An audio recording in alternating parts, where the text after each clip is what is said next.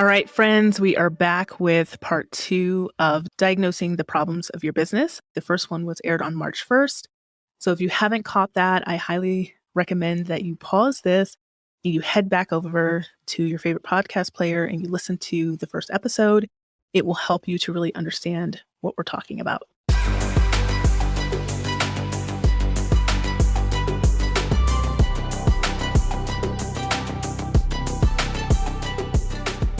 Welcome to the Black Girl Business Bar podcast. I'm your host, Khalida Dubose, and this podcast is my love letter to all of you, especially you Black women and women of color. I'm on a mission to help you thrive in your business and your life by bringing you practical advice, tips, and mentorship that will empower you to make bold moves. I want to see you increase your sales, overcome your mindset blocks, and step into your best self as the leader of your business and your life. Okay, ladies, so super excited to be back for part 2 of this conversation. I wanted to bring this conversation to you first as we kicked off Women's History Month, because I really want you to start out with clarity. The biggest problem that I see in the online space with my clients, with people who are talking to me, potential clients, people in my audience, is that they just don't have clarity, and it's just so underrated. We really have to stop. If we want to be leaders and we want to make money and we want to be wealthy and leave legacies, we really have to stop following every single trend that happens, jumping on every single shiny object, and really get clear about what we're doing. That's what leaders do, right? So I'm here to help you do that. And today we're going to finish our discussion where we talk about your audience and sales. So as a recap, last week, I kind of oriented you talking about what it really means to be in business, what a business is in very simple terms. And then I talked about some of the thoughts and feelings that come up about your business when you really are in a place where you can't figure out what's going on, when you're not oriented to the environment. I talked about thoughts and feelings that come up about your audience, as well as thoughts and feelings that come up about sales. All right, so let's talk about whether or not you have an audience problem. And I use problem because I think it's like it's clear for everybody. Like when they have a problem, it needs to be solved. But what I really mean here is let's look at how we kind of project onto our audiences and think that the audience is the problem. We kind of literally send all of our power and control out to this audience who we don't know who they are, and we make them the problem. Let's talk about a couple of things that I think you should look into if this is what's going on in relation to your audience. So number one is let's say you have an audience, any size, I'm not going to specify size, and a large percentage of that audience is from another country. This is something that you might want to pay attention to, unless you are targeting that country, because I know I have many people around the world who listen to this podcast, and some of them are actually trying to have customers in the United States or in the United Kingdom or somewhere else in the world, so that's okay. If you're targeting those people and that's what's in your audience, that's perfect. So I'll give you an example. If you live in Canada or if you live in the UK or the United States and you're trying to, target people within those areas, right? Like I love to target people in the United States and Canada, right? Because it's close to home. I understand the way of life. I understand the currency. I've been able to speak to those women, probably women in the UK too. I've been able to speak to them, get them on the phone. And I have a real good understanding of what it means to live life in like the Western society. But if you're finding that like a large percentage of your audience is being attracted to you from countries where maybe you're not even speaking the same language, you have different value systems, etc., and they come and they hop into your DMs and they're asking you for all the advice and they're telling you all the things that are going on, or those are the only people who like your content and engage with it, you might want to think about that. You might want to think again about your messaging. Okay. So it's kind of funny. We always make this like, oh, my audience, these people, I don't know, why I'm attracting these people. And it really just goes back to messaging. And that's why I wanted to cover messaging first, because like anything else, whatever you're putting out into the world is really what's going to be reflected back to you. So just as a hint, you might be attracting the people in the world that you don't want to attract because your content is too motivational. It's not really focused on who you want to work with. And a lot of people focus on motivational content because number one, it's easy. And number two, they don't want to upset anybody. They don't want to exclude anybody. And so they make it very motivational, and this attracts the wrong people. The people who want to work with you want to know how to solve their problems, how you got from point A to point B, and what you're going to do when you work with them. So they're looking for that. So you want to focus on those people, and everybody who is not those people, they will either weed themselves out or they'll listen to your content and something might change in their life and they're warming themselves up to you and they eventually will work with you. So that's just a little tip there. If you feel like you're educating your audience on investing in your services, right? I did this. I'm going to be so honest with you guys. I'm not going to even, lie about this. When I was having a lot of insecurities about how to, talk to my audience, I was like, oh, it's because, people don't invest. And let me just talk to them about like why they invested. Sure, it's okay for me to share that I've invested and this is how I've gotten to this point, but I don't need to educate you on why you should be investing in a business coach or why you should be investing in a life coach or a dating coach. Let people make their own decisions and just demonstrate what's possible for them and they'll come to their own conclusions. So if you feel like if this is something that you notice that you've been doing in your messaging, again, this is a messaging problem. It's not an audience problem. It's not my audience just doesn't invest, right? You're projecting your insecurities again onto the audience. And finally, if you're purchasing your audience, this is in a whole nother category. They're not really an audience, right? It's another vanity or another way for you to feel secure, or you think that this is the way that you attract people, right? And so I think that if this is happening, if you purchase an audience, don't shame yourself, but realize that you might need to go back to the basics and really understand like what an audience is, how to attract people, and you don't want to just, pump your numbers up on any platform so that people can be attracted to you because people can spot it. And the reason why I want to go over that was because these are things that people are like, oh, this is an audience problem. And really it's not. As you can see, the first two are really just messaging problems disguised as audience problems.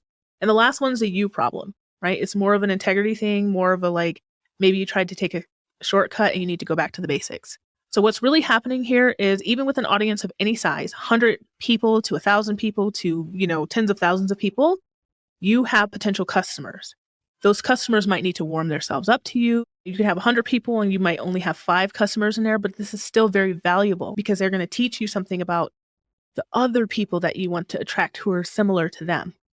Many people have this idea that like if they have like very few followers, right? So we'll just use a number like 250 followers, that I need to get to 500 followers in order to have people in my audience who are going to buy from me. Or before I even start talking about sales, I need to have this many people in my audience. And this, again, this is a mindset thing. This is sometimes there's a self-worth thing going on there. I'm going to stay away from the mindset. I promised you guys for these episodes. But they think I need this. And what I have actually seen how this has played out is people will create and create and create for years and get up to the tens of thousands of followers. Or, maybe 10,000, 15, 20,000 followers, and they're still not selling anything. Because the problem was never that you didn't have enough people. There's a different dynamic going on there. These women that I've seen, they'll be killing it with messaging, meaning killing it in a good way, right?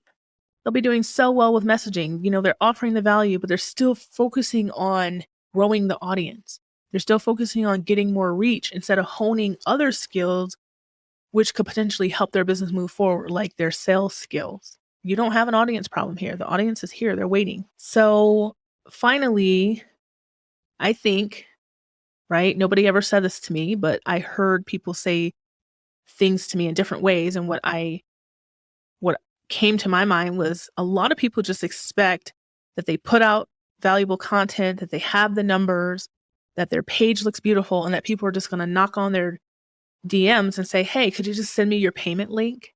Hey, can you just like allow me to give you this, whatever their fee is, this, $1,000 or this $2,000? And that's not how it is, right? So we're putting all this onus on our audience. I need them to grow. I need them to come to me. I need more of them, more, right? So that's usually what I'm hearing. The fixes here are simple too. Evaluate your audience. Evaluate them. What's going on with them? Are they engaging in your stories? And by engaging, I mean, are you even seeing new people pop up in your stories and watch your content? If that's a yes, that's a positive sign. Do you notice more people following you? That's positive. Do you have a few hundred people already, right? If this is the case, like, stop focusing on the audience. Okay. You probably don't even have to focus on messaging that much right now. We're always refining messaging, by the way. But start really thinking about what's going on here. If this is a yes for you, if you have the audience, then it's time to tell them how they can work with you. You don't have an audience problem. You don't have a messaging problem, or you might be working through your messaging problem and it's resonating with people. People are sticking around. So now start to tell them how they can work with you. You're the only person who thinks you need to be so perfect for a client to work with you. The client doesn't think that. You're the only person who thinks that. So let that sink in. Focus on why you aren't selling to your audience and you keep trying to build a bigger and bigger audience. And just as a hint, I want you to check the brain, unpack what's going on, because there's something going on. There's a block or there's something happening with your mindset. Let's talk about having sales problems. So I'm going to start with what isn't a sales problem first, because, and I'm going to give my credit to my coach, my business coach, DL, a lot on this because she went over this so succinctly and it just clicked for me. It's like everything that I was learning and knew and was observing just finally all clicked into place for me. So let's talk about what's not a sales problem. People not showing up to your sales calls is not actually a sales problem, right? If you booked a sales call with somebody and then they didn't show, this has happened to every single one of us. And if it hasn't happened to you yet, it will. If you booked a call with somebody and they didn't show up, there's usually a reason, but it doesn't mean like you have a sales problem. You have no proof that you have a sales problem, right? It just means that the client didn't show up or the potential client didn't show up. It could be for many reasons. They forgot, they were stuck in traffic, they had a change of heart. There's just the possibilities are endless. Number 2, your audience not liking your posts is not a sales problem. People not speaking back to you when you put content out there is not a sales problem. Okay, we talked about this when we talked about messaging, okay? Your audience not knowing how to work with you, that could actually be a sales problem, but it's not really a sales problem in itself. It's a you not telling people, you not being clear problem. You're not adding that to your messaging and telling them how they can work with you. So those aren't sales problems. I just want to throw that out there because in the first episode, when I talked about all the things we hurl onto sales and all the thoughts and feelings we start to hurl onto sales, I've heard some of those things coming up. So what is an actual sales problem? So if a person's reaching out to you, you're getting people to book calls with you, or people are reaching out to you and saying, hey, I'm interested in your service, and then you get them on the phone or Zoom, whatever, and you're not closing the sale, then you might have a sales problem. Okay.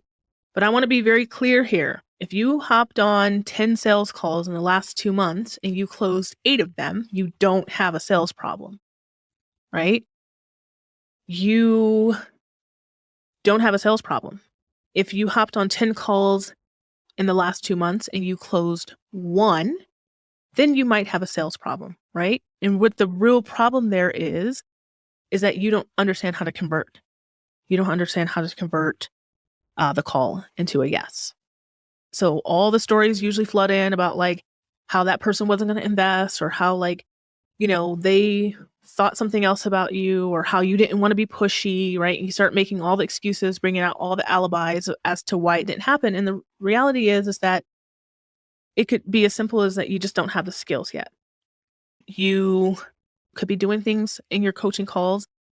Again, this goes along with skills like coaching people too much. This was like my Achilles heel.